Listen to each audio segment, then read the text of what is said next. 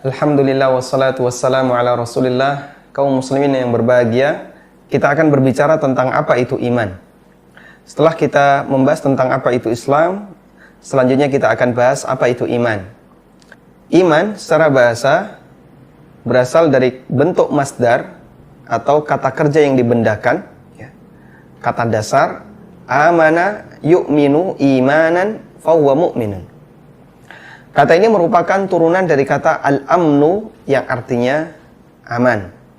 Karena orang yang beriman itu dia dalam posisi aman. Aman dalam arti apa? Aman dalam arti al-qararu wat tuma'nina.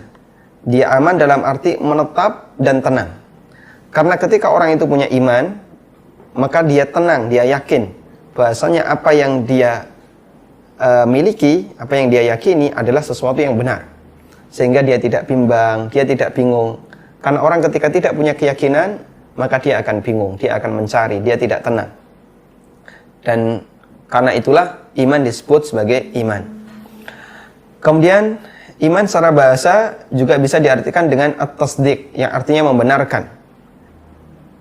Membenarkan dengan disertai melakukan konsekuensinya. Misalnya, saya percaya berita yang kamu sampaikan, tapi saya tidak mau mengakuinya, maka dia belum disebut beriman. Tapi disebut mukmin ketika dia mengatakan, saya percaya berita yang kamu sampaikan dan saya mengakuinya, sehingga saya akan melakukan konsekuensinya, maka itulah disebut mukmin. Allah Subhanahu wa taala berfirman, yang ini menunjukkan bagaimana penggunaan kata iman secara bahasa di surat Yusuf. Allah mengatakan, wa ma anta bimu'minin lana walau kunna shadiqin. Para saudaranya Yusuf yang mau mengajak Yusuf untuk bermain, sementara ayahnya yaitu Yakub alaihissalatu wassalam, beliau tidak mengizinkan Yusuf untuk diajak karena mengkhawatirkan bisa jadi nanti Yusuf dibunuh, atau bisa jadi Yusuf nanti ditinggal pergi sehingga dia diterkam oleh serigala. Maka saudaranya ini mengatakan, wa ma anta bimu'minin lana. Kenapa engkau wahai ayahku tidak beriman? Maksudnya adalah tidak membenarkan.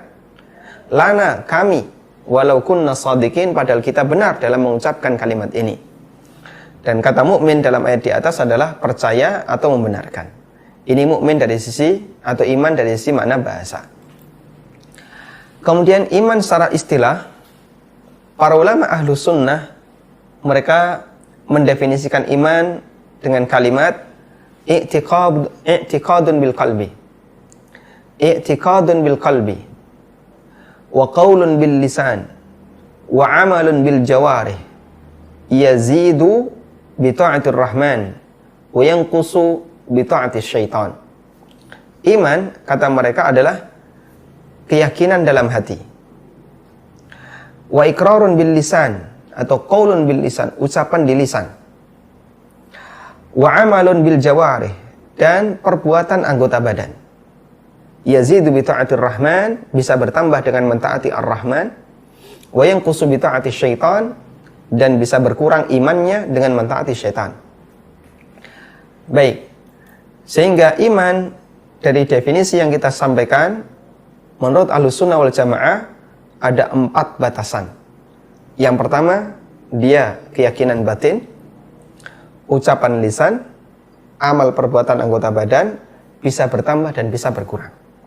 Dan itulah iman menurut keyakinan Ahlussunnah wal Jamaah.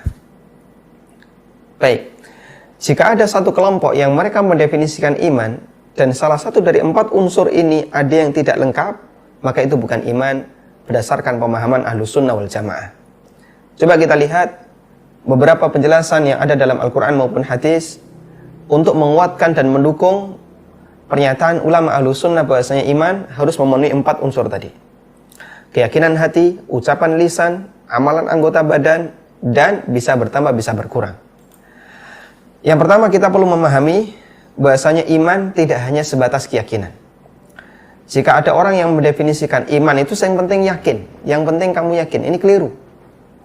Karena kalau sebatas yakin, belum bisa disebut iman. Iman itu yakin plus, yaitu yakin yang disertai dengan pengakuan secara lisan dan ketundukan dalam anggota badan. Allah Subhanahu wa taala bercerita tentang kondisi batin yang dimiliki oleh Fir'aun dan bala tentaranya ketika Musa berdakwah kepada Fir'aun. Allah mengatakan di surat An-Naml ayat 14. Anda yang memiliki mushaf bisa dibuka surat An-Naml ayat 14. Konteksnya berbicara tentang dakwahnya Musa kepada Fir'aun. Nah, salah satu di antara kutipan yang Allah ceritakan adalah wajahadu biha wastaiqanatha anfusuhum zulman wa uluwa. Ya. Mereka, yaitu Fir'aun dan bala tentaranya, jahadu biha, mengingkari kebenaran Musa. Ya. Wastaiqanatha anfusuhum, padahal hati mereka yakin. Istaiqanat, jiwa mereka itu yakin. Kenapa mereka mengingkarinya? Zulman wa uluwa, karena kezaliman dan rasa sombong terhadap Musa. Sehingga mereka tahu dakwahnya Musa ini benar, apa yang disampaikan oleh Musa ini benar. Musa bukan seorang penyihir, yang dilakukan oleh Musa adalah mukjizat. Manusia tidak mampu untuk melakukannya, sehingga dia betul-betul utusan Tuhan, utusan Allah, bukan sebatas manusia biasa. Mereka yakin itu, namun mereka tidak mau mengimaninya, tidak mau mengikutinya, meskipun hatinya yakin. Makanya iman tidak sebatas yakin. Karena jika kita terjemahkan iman yang penting adalah yakin, maka Fir'aun mukmin. Padahal jelas Fir'aun bukan seorang mukmin, bahkan dia afsaqun nas fil alam, manusia yang paling bejat di dunia ini. Kemudian dalil yang lain yang menunjukkan bahwasanya iman bukan sebatas keyakinan, kita bisa lihat seperti cerita Allah ketika Allah menunjukkan kondisi batin orang-orang musyrikin yang memusuhi Nabi Muhammad SAW. Allah mengatakan, فَإِنَّهُمْ لَا يُكَذِّبُونَكَ وَلَكِنَّ الظَّالِمِينَ بِآيَاتِنَا يَجْحَدُونَ. Sesungguhnya mereka, wahai Muhammad, لَا يُكَذِّبُونَ, tidak mendustakanmu. Artinya mereka itu bukan orang yang menganggapmu berdusta. Mereka yakin kalau kamu itu benar. وَلَكِنَّ الظَّالِمِينَ بِآيَاتِنَا يَجْحَدُونَ. Namun orang-orang zalim, mereka yajhadun, mereka mengingkari ayat-ayat kami, tidak mau mengakuinya. Sehingga batinnya yakin, namun lisannya mengingkari, amal perbuatannya menentang. Terjadilah pertentangan antara keyakinan batin dengan amal perbuatannya. Kok bisa, Pak? Dia yakin batinnya tapi lisannya tidak mau mengakuinya. Banyak. Ada orang yang sebenarnya dia tahu ini benar, tapi dia tidak mau melakukannya. Ya. Termasuk dalam masalah akidah. Dia ngerti akidah ini benar, sesuai dengan fitrahnya, namun dia tidak mau melakukan konsekuensinya. Baik. Makanya kalau kita terjemahkan iman hanya sebatas yang penting yakin, ya, yang penting saya percaya kepada Allah, selesai, keliru.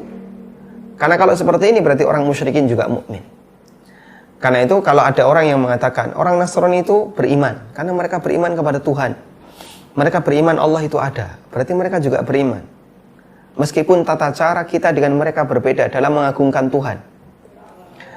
Kita mengagungkan Tuhan sesuai dengan ajarannya Muhammad SAW, sedangkan mereka mengklaim mengagungkan Tuhan sesuai dengan ajarannya Yesus. Ya, maka mereka juga beriman. Ini kesalahan.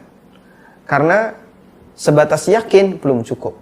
Yakin yang disertai dengan amalan anggota badan sebagai bentuk ketundukan dan ucapan di lisan.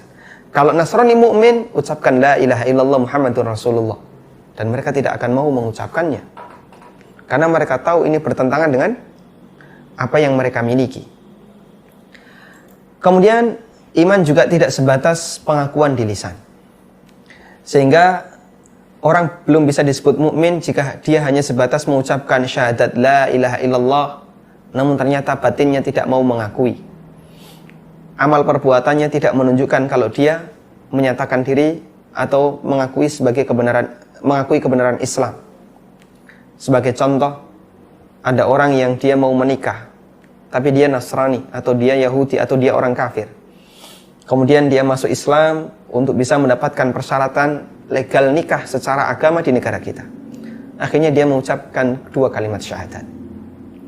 Namun setelah itu terjadilah apa yang dia inginkan, ya.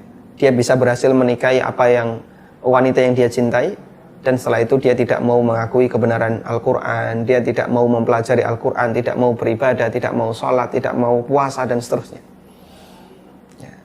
Bisa jadi dia hanya menyatakan di lisan, saya mukmin, tapi ternyata hatinya mengingkarinya. Makanya iman tidak hanya sebatas pengakuan di lisan. Sehingga kalau ada sebagian orang yang berprinsip yang penting kamu mengucapkan 2 kalimat syahadat maka kamu mukmin, apapun yang kamu lakukan, ini keliru. Kalau ini terjadi berarti orang munafik beriman. Padahal Allah nyatakan orang munafik adalah orang kafir. Allah bercerita di surat Al-Baqarah, "Wa minan nasi may yaqulu amanna billahi wa bil yaumil akhir wa ma hum bimumin."